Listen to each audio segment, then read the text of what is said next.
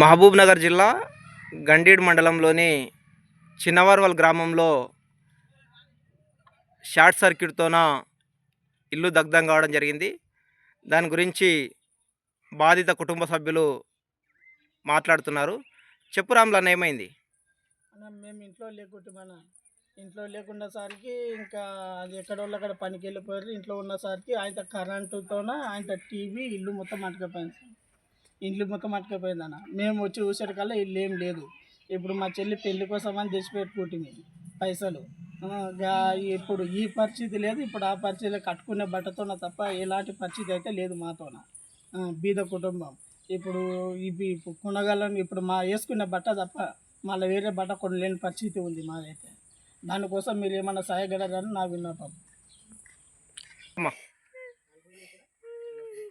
చెప్పు, దాని గురించి చెప్పాక. ఇంకా బట్టలు కానీ మొత్తం అన్ని సామాన్లు కలిపినాయి లోపల.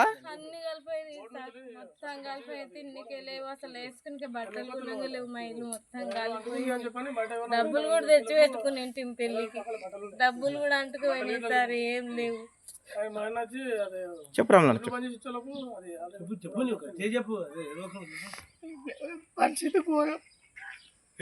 చెప్పండి గట్టిగా.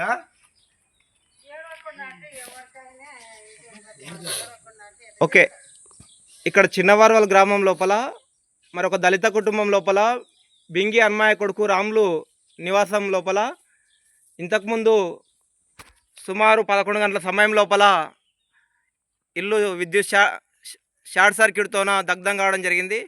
వాస్తవానికి మరి ఆ కుటుంబ సభ్యులు నిరుపేద కుటుంబము.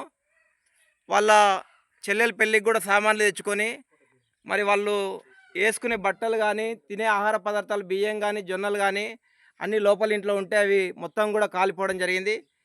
కాబట్టి దయచేసి మండల అధికారులు కానీ అదేవిధంగా స్థానిక ఎమ్మెల్యే రామ్మోహన్ రెడ్డి అన్న గారు కూడా స్పందించి బాధిత కుటుంబాన్ని ఆదుకోవాలని విజ్ఞప్తి చేస్తూ ఉన్నాం.